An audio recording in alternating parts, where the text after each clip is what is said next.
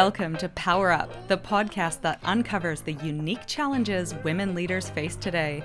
Join your hosts, Nat and Kristen, as we dive into the tough topics and provide actionable insights you can apply right now.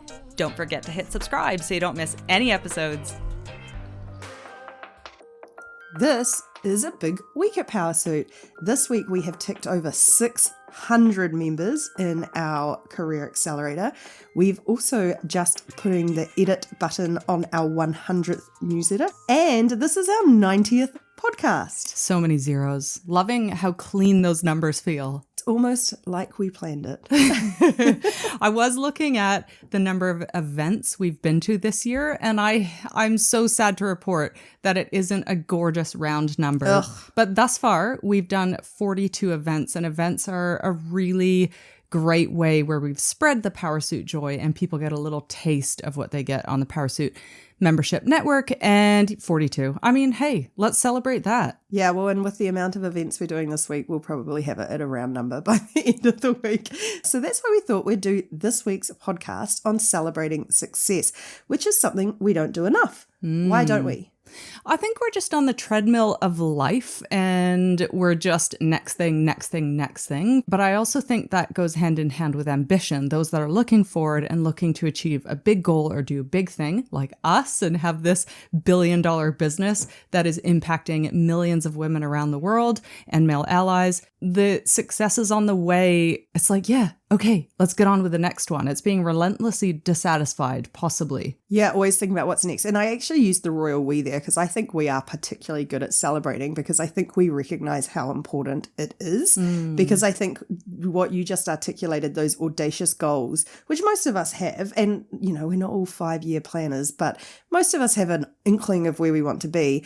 And along the way, because we've got that clear goal in our minds, we sometimes overlook the small successes on the way, or once we hit it, we have already identified the next thing because you always get closer to a goal. So once you get quite close to it, you've already identified the next thing, I think. Yeah. So it's very easy to just keep moving forward without stopping. But I think we both recognize how critical celebrating success is for productivity. Maybe you don't know that if you're listening now, but it is actually incredibly important. It is one of the best tools we have for motivating different people and ourselves and continuing to move and get stuff done. Scientists call it savouring, and it's a psychological technique when we pause to appreciate the positive experiences. And what I found really interesting was that a study at Harvard found that reflecting on achievement, so this is the savouring, pausing, even if it's just for a couple minutes, activates the same reward pathways in your brain as actually achieving them. That was really surprising. So you basically get a 2-for-1. Not only do you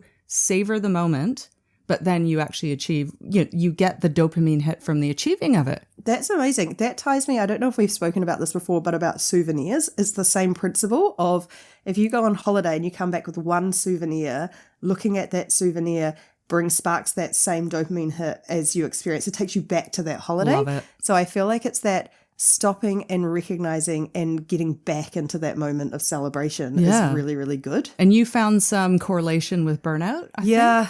It's a real shame, actually. I didn't realize this, but burnout, I'm sure we all know this part, is on the rise, especially post-COVID, although now it feels like it's actually not COVID related. It's almost the new normal.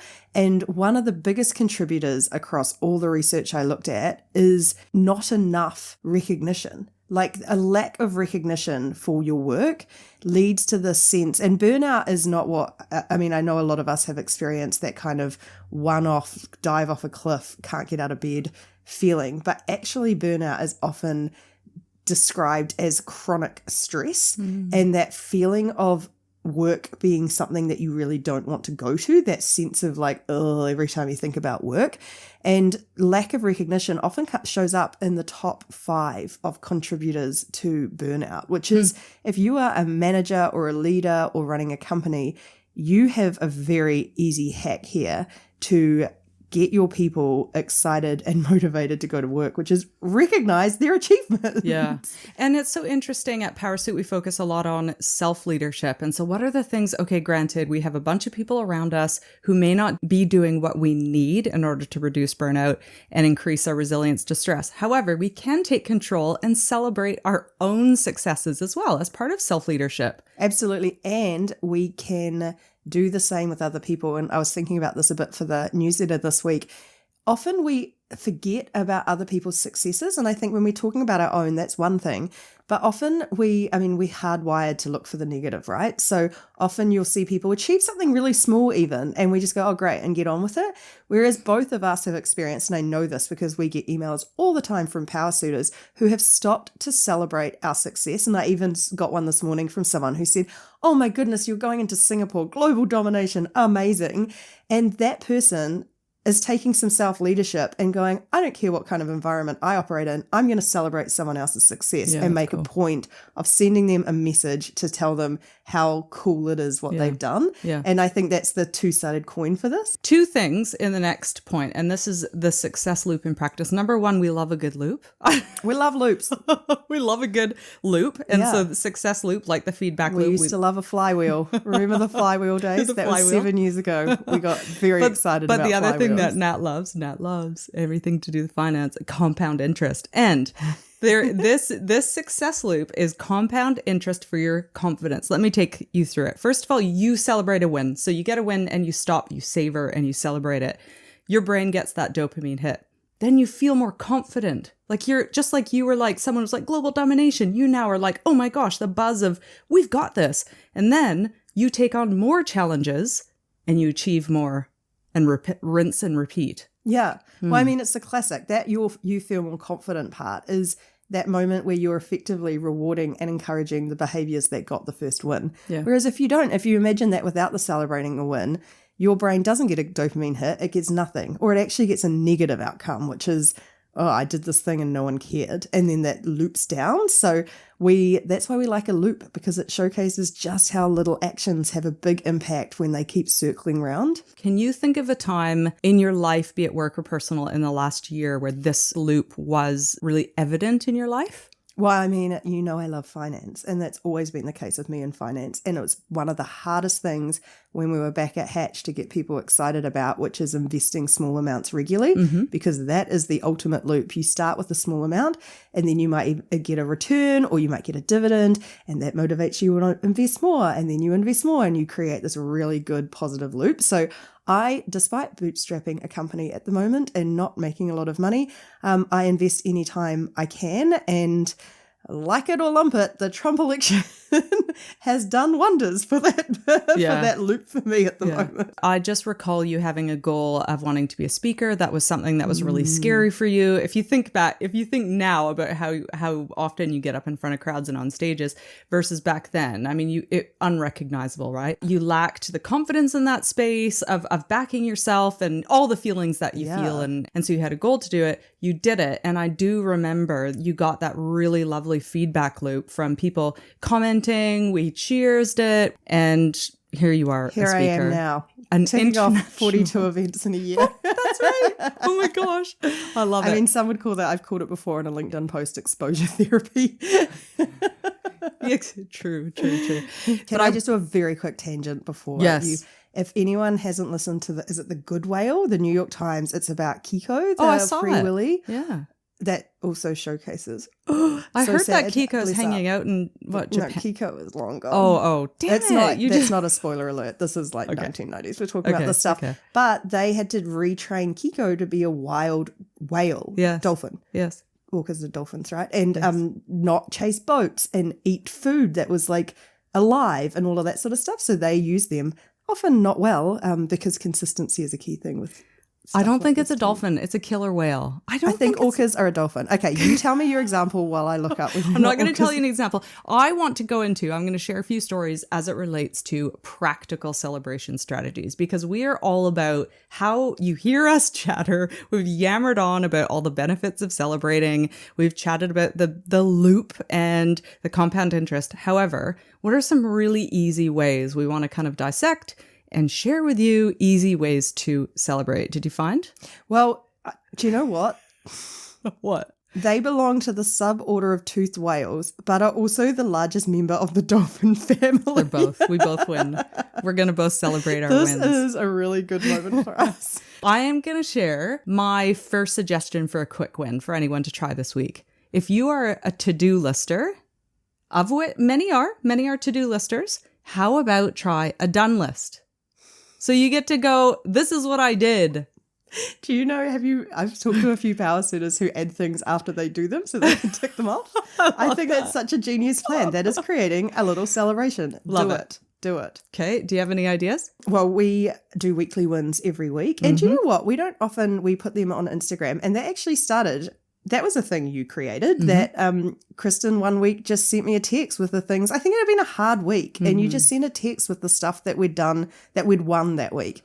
And I loved it and shared it. And so we now do it every week. And we don't get a lot of engagement, but the number of people who come up to me and say, I really love those weekly wins and I'm trying to do it myself. And I think just that stopping at the end of a Friday and jotting down 1 to 3 things that you won at that week. And it doesn't have to be big. And full transparency on that, I find the hardest weeks to do those weekly wins, which are few and far between, but are the tough weeks. It's really hard, full transparency, but this is a practice you have to get into. It is actually really hard on a Friday, if you are feeling a bit low and it's not gone totally to plan, whatever that plan is, it is really hard to find a couple successes. You will find them, but it's not necessarily a fun exercise, but it is good for our brains. I love it. And they actually just show how much of a practice it is. Yeah. Clawing victory from the jaws of defeat. That's what you do on those weeks. That's right. I was like, there's got to be something. What's another quick one? Well, another quick one is actually a success signal. And I remember doing this at one of my earlier startups.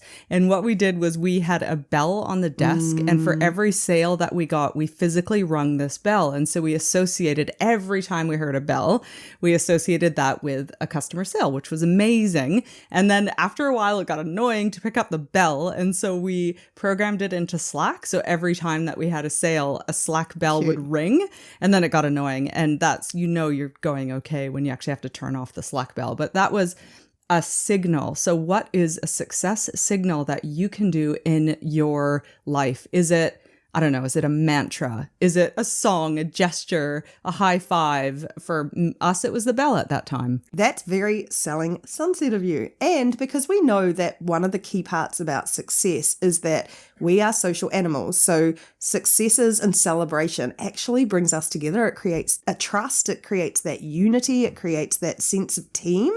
So doing something, no matter how cheesy, as long as you've all bought into the cheesiness, do that. And one caveat here is it has to be genuine.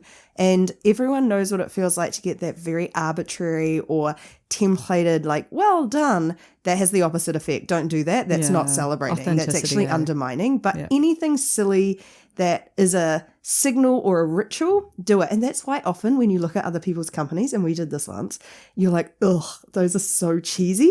But then when you're in it, you are so in it. You bought in, yeah. You bought in. Well, let's talk about some slightly bigger ones. And I love, a lot of our power suitors do this one, is they have a success folder and they start to put wins and gorgeous comments and kudos, and they file them away in their success folder. And it can be in their inboxes, it can be on their desktops, whatever it is, but they actually physically capture great news in emails. And I think this is another one that goes kind of understated, is just tell someone, like congratulate someone. I feel like that stuff we have tried to do a lot, and our power suitors do it with us all the time. And the one way we used to do it, again, very cheesy, is way back at Hatch Days, we instigated Employee of the Month. I still have a photo. You got me a crown and vouchers for this beautiful book. Well, she gave me the book. And we just did it, and it was like hilarious, and we all laughed about it. But actually every month it was a way to celebrate someone who had overcome or done something that was really cool. Yeah. And that in itself, because of the silliness of the, Employee of the Month, at that time we only had like 10 of us when we started it. It really was a way to stop and reflect, and the whole team got together and we cheered for the person, and it actually became like competitive. People wanted to be the Employee of the Month. It was silly. It was fun. And that's really memorable as well, clearly, because you still remember the tiara and the book.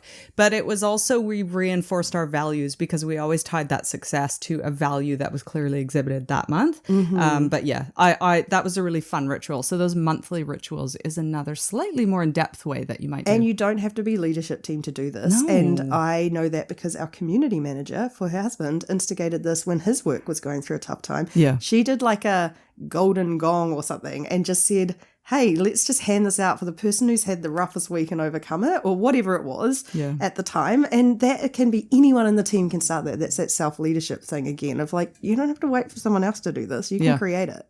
Let's just talk quickly on tall poppy syndrome, which is, cutting down the tallest poppy, the one that grows faster and taller than the others. And as a result of this tall poppy syndrome, many women feel uncomfortable with celebrating. So is that a New Zealand, Australia thing, or tall is that poppy around the world? I think UK it's from the UK. Have a bit of it. Did we import it from We probably imported it from the UK, yeah. I'm not sure. It's if not the a term US that I'd heard. experiences However, it's self-evident what it is. Oh, yeah. You see it all the time down this part of the world. Their poppy grows too high. But there is research, as we know, that women that celebrate or really proud of the work they've done and communicate that are viewed as boastful. It's like ambition. It is a double-edged sword for women. So we are uncomfortable with celebrating success. Well, that's interesting because Kim Alcessa, who was in an interview with us for our members last week, and she is this incredible academic lecturer at UCLA. She writes for Forbes. She's written a book on sex in the office. And she was spouting some of these stats about women and ambition. And one of the things I really liked was tying your ambition to company success, which is almost what you're saying about values. Like if you want to celebrate your own success, tie it to the company values or company success, and then it goes down a treat. But I think the tall poppy syndrome, honestly, I don't know. From my side, I'm like, it is such a small town thing. Like I just look at it and go, it probably made a lot of social sense when you couldn't have like in a collective culture over an individualistic culture. You don't want anyone standing out. There's probably great social reasons for it, but I just don't have time for it. I'm like, if people want to cut you down, walk away from those people. Yeah. And the people who, number one, want to celebrate with you and need you to celebrate. You've done it and your success inspires other women. So give other women permission to do the same and celebrate. Absolutely. Yeah. And I think this is something that I've got a couple of really, really good friends and we do this very naturally. Like we did a sale last week. It was a really cool new partner. And I just messaged them being like, oh, we've got this cool new partner.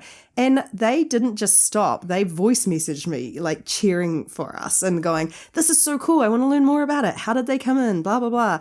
And that is such an easy example of it doesn't have to be like huge and it doesn't have to be buying a yacht. It can just be taking the time to really and clearly articulate why that success was super cool. Yeah. And so I'm going to send us into a quote to wrap our little chat on success up. But first, a quick action. Please think about what your success signal is, what your success ritual or celebration is, and do something this week to celebrate an achievement. Yeah, yours or someone else's. But actually take the time. I love it. It's so easy. And once you do it, positive feedback loop. Yeah, take the time to do that. And my quote this week is from Maya Angelou.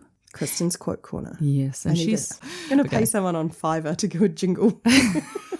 Can you imagine? We should try it.